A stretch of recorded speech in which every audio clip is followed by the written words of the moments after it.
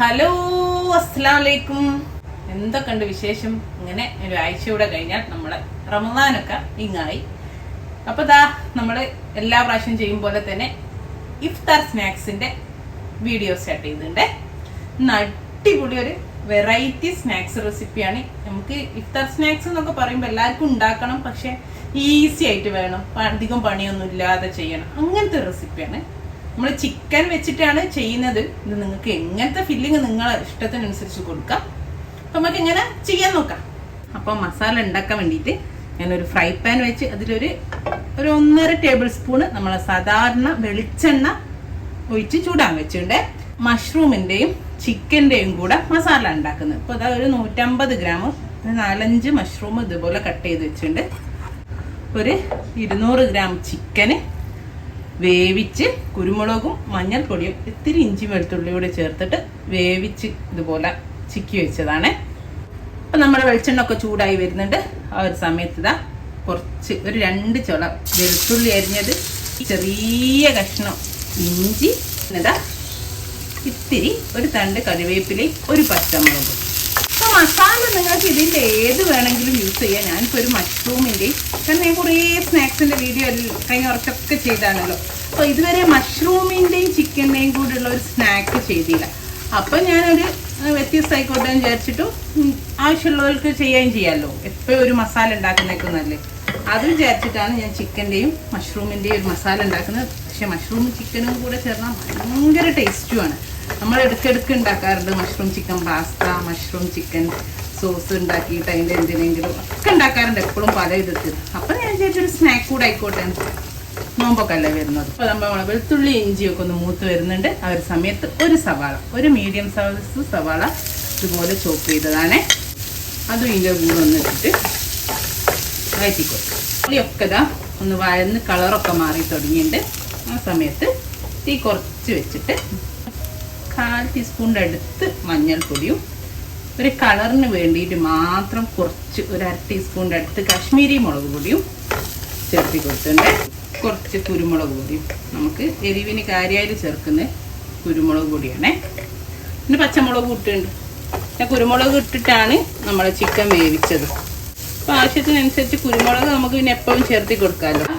ഉപ്പ് കുറച്ച് ഉപ്പ് ചേർത്തി കൊടുക്കുന്നുണ്ട്. ചിക്കനിൽ ഉപ്പ് ഇട്ടതാണ്, അതുകൊണ്ട് ഒരു 1/4 ടീസ്പൂൺ ഉപ്പ് ചേർത്തി കൊടുത്തിട്ടുണ്ട്. നമുക്ക് ലാസ്റ്റ് ഒക്കെ കഴിഞ്ഞിട്ട് നോക്കിയിട്ട് വേണേ പിന്നെ ചേർത്തി കൊടുക്കാം.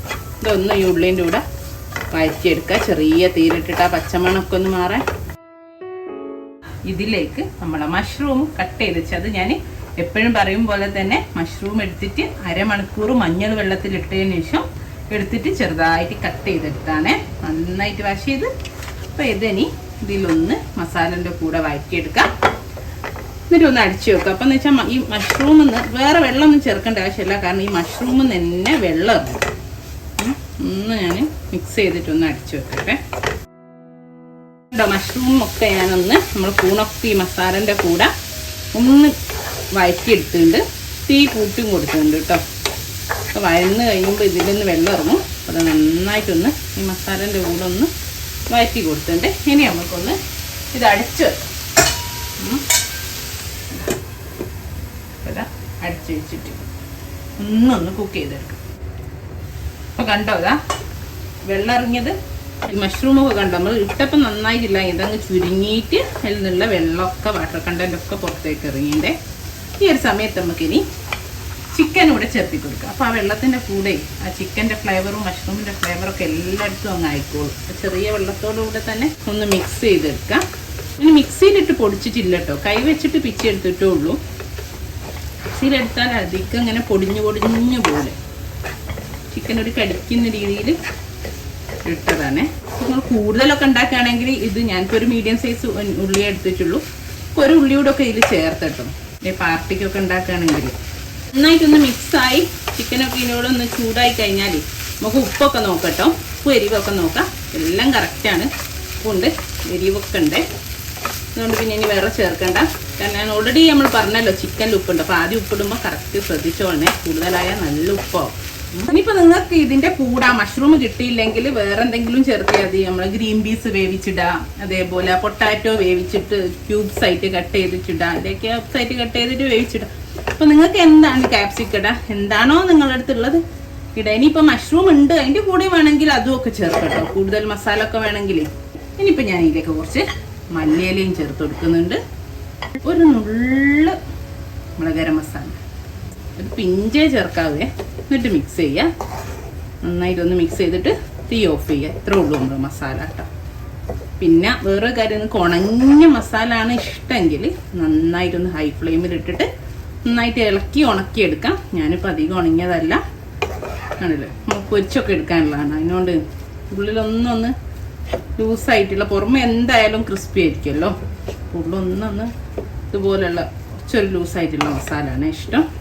ഇതാ നമ്മളെ മസാല ഇവിടെ റെഡിയാണ്. ഇവിടെ ഞാൻ കുറച്ച് ബ്രെഡ് എടുത്ത് വെച്ചിട്ടുണ്ട്.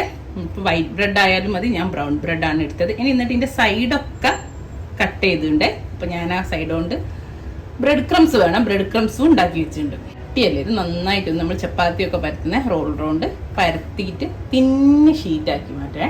ഇതുപോലെ ചപ്പാത്തി പരത്തുന്ന റോളർ കൊണ്ട് തിന്നായിട്ട് പരത്തരുത്. ഞാൻ ഓൾറെഡി കഴിഞ്ഞ പ്രാവശ്യം സ്നാക്സ് ചെയ്തപ്പം കാണിച്ചു തന്നതാണ്, ഒന്നുകൂടെ ഞാൻ കാണിക്കുന്നുള്ളൂ. നമ്മൾ കോൺ സമൂസൊക്കെ ചെയ്തില്ലായിരുന്നു, ആ ഒരു സമയത്ത് എക്സാക്ട്ലി എങ്ങനെ ചെയ്യുന്നതെന്ന് കാണിച്ചിരുന്നു കേട്ടോ. ഇതുപോലെ എല്ലാം പരത്തിയെടുക്കട്ടെ. എല്ലാം പരത്തിയെടുത്തിട്ടുണ്ട്. മാക്സിമം തിന്നാക്കി പരത്തണേ. അപ്പോൾ അതാ സൈഡിലേക്കൊക്കെ ഉണ്ട് എക്സ്ട്രാ പോലെ ഇങ്ങനെ പരത്തിയ ഭാഗം, അത് നമുക്കൊരു കറക്റ്റായിട്ടുള്ള ഒരു സ്ക്വയർ ആക്കിയിട്ട് കട്ട് ചെയ്യാം. ഇതൊക്കെ നമുക്ക് നമ്മളെ ബ്രെഡ് ക്രംസിൽ കൂട്ടുകയും ചെയ്യാം കേട്ടോ. അപ്പോൾ കണ്ടോ നല്ലൊരു സ്ക്വയർ ആയിട്ട് കിട്ടിയിട്ടുണ്ട്. ഇനി ഇതിൻ്റെ 4 ഭാഗത്തും ഇതവിടെ ഞാൻ കുറച്ച് വെള്ളം എടുത്ത് വെച്ചിട്ടുണ്ട്. ആ വെള്ളത്തിൽ കൈ കുത്തിയിട്ട് എല്ലാ ഭാഗത്തും ഒന്ന് ഒട്ടി കിട്ടാൻ വേണ്ടിയിട്ടാണ്. ലാസ്റ്റ് ഒരു ടേബിൾ സ്പൂൺ നിറയെ നമ്മളെ ഫില്ലിങ് സെൻറ്ററിൽ വെച്ച് കൊടുക്കുന്നുണ്ട്. ഇതുപോലെ നിങ്ങൾക്ക് ചെറിയ ബ്രെഡാണെങ്കിൽ കുറയ്ക്കുക, വലിയ ബ്രെഡാണെങ്കിൽ കൂട്ടട്ടോ. ഞാൻ ഏകദേശം ഒരു അളവിന് വേണ്ടി പറഞ്ഞ. ഇനി എന്നിട്ട് 2 സൈഡിൽ നിന്നുണ്ടാ 2 കോണ പോലെ അങ്ങനെ പ്രസ് ചെയ്ത് കൊടുക്കുക. അതുപോലെ ഇവിടുന്നു ഇവിടുന്നു എന്നിട്ടത് ഞാൻ പ്രസ് ചെയ്ത് കൊടുക്കുക. ഇതിനാണ് ഞാൻ വെള്ളമാക്കിയത് കേട്ടോ. അപ്പോൾ നല്ലോണം ആദ്യം ഒന്ന് 2 എണ്ണം ഇവിടെ ഒട്ടിച്ചു കൊടുക്കുക. പിന്നെ അത് അങ്ങനെ സൈഡിലേക്ക് അങ്ങ് ഒട്ടിക്കിട്ടും. ഇല്ലേ ഒന്നുകൂടെ വെള്ളം ഒന്ന് കൈമേൽ വെള്ളമാക്കിയിട്ട് ഒട്ടിച്ചാലും മതിയേ. നല്ല അടിപൊളിയായിട്ട് ഒട്ടും. വെള്ളം വേണമെങ്കിൽ ഇതാ ഈ 4 കൂടി ചേരുന്നിടത്തിലൊക്കെ വേണമെങ്കിൽ ഒന്നുകൂടി വെള്ളമാക്കി ഒന്ന് പ്രസ് ചെയ്ത് കൊടുക്കും. അടിപൊളിയായിട്ടുള്ള ഇതാണ് നമ്മളെ മഷ്റൂമിൻ്റെയും ചിക്കൻ്റെയും പെട്ടി. ഇതാ ഇതുപോലെ നമുക്ക് എല്ലാം ഉണ്ടാക്കിയെടുക്കേ. ഞാനൊരു 3 എണ്ണം ഉണ്ടാക്കി ഇവിടെ വെച്ചിട്ടുണ്ട്. പകുതി മസാല ആയില്ലോ കേട്ടോ. എന്നിട്ടും ബാക്കി ഇവിടെ ഉണ്ട്. ഞാൻ ഇവിടെ മാറ്റിയൊക്കെ ഇപ്പോൾ ഒരു 8 എണ്ണം ഉണ്ടാക്കുന്നുള്ളൂ. നമുക്ക് ഫ്രീസറിലാണെങ്കിൽ ഫ്രീസറിൽ സൂക്ഷിക്കാം, അങ്ങനെ ആകുമ്പോൾ കൂടുതൽ നിൽക്കും. അതേപോലെ ഇതുപോലെ ചെയ്തിട്ട് ഫ്രീസറിൽ വെക്കാം. നമ്മൾ അടുത്തതും കൂടെ കഴിഞ്ഞിട്ട് നമ്മൾ സാധാരണ വെക്കും പോലെ തന്നെ. ഇനി അതല്ല മസാല മാത്രമാണ് സൂക്ഷിക്കെങ്കിൽ അങ്ങനെയും ചെയ്യാം. അപ്പം നിങ്ങളുടെ ഇഷ്ടമാണ്. ഞാനിപ്പോൾ ഒരു 8 എണ്ണം ഉണ്ടാക്കി വെച്ചിട്ടുണ്ട്. ഇനി നമുക്കിത് ഫ്രൈ ചെയ്യണം. അതിൻ്റെ മുമ്പ് ചെറിയൊരു പണിയോടെ ഉണ്ട്. അതാ ഒരു 2 മുട്ട പൊട്ടിച്ചിട്ട്, മുട്ട പൊട്ടിച്ച് ഒന്നൊന്ന് നമ്മൾ കട്ട്ലേറ്റിനൊക്കെ പോലെ ബീറ്റ് ചെയ്ത് വെച്ചിട്ടുണ്ട്.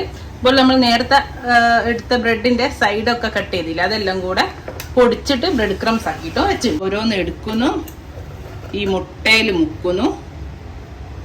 മുട്ട എല്ലാ ഭാഗത്തേക്കും ആക്കണേ. എന്നിട്ട് ബ്രെഡ് ക്രംസ് കോട്ട് ചെയ്യുന്നു.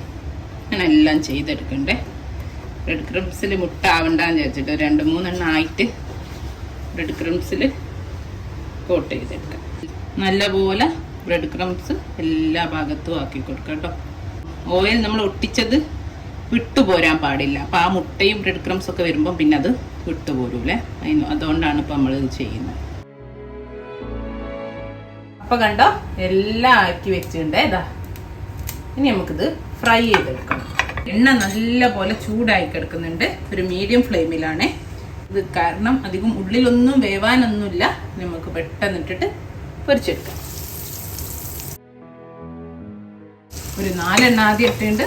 4 എണ്ണായിട്ട് അടുത്ത 4 എണ്ണം കൂടെ പൊരിച്ചെടുക്കാം. നമ്മുടെ സ്നാക്സൊക്കെ നമ്മളെ പെട്ടി, മഷ്റൂം പെട്ടിയൊക്കെ ഇവിടെ റെഡി ആയിട്ടുണ്ട്. ഇതിനി ഒരു സ്റ്റെയിനറിലേക്ക് മാറ്റട്ടെ. ഇതുപോലെ ബാക്കി 4 എണ്ണം കൂടെ പൊരിച്ചെടുക്കാം. ഇത്രേ ഉള്ളൂ നമ്മുടെ സ്നാക്സ് റെഡി. നമ്മുടെ സ്നാക്സ് സീരീസിലെ ഫസ്റ്റ് സ്നാക്സ് ഈ പ്രാവശ്യത്തെ ഇഫ്താറിന്റെ. അപ്പൊ എല്ലാരും ട്രൈ ചെയ്ത് നോക്കുക, ഫീഡ്ബാക്ക് ഒക്കെ അറിയിക്കുക. ഇൻഷാ അല്ലാഹ് നല്ലൊരു വീഡിയോ ആയിട്ട് നമുക്ക് വീണ്ടും കാണാം. Thank you.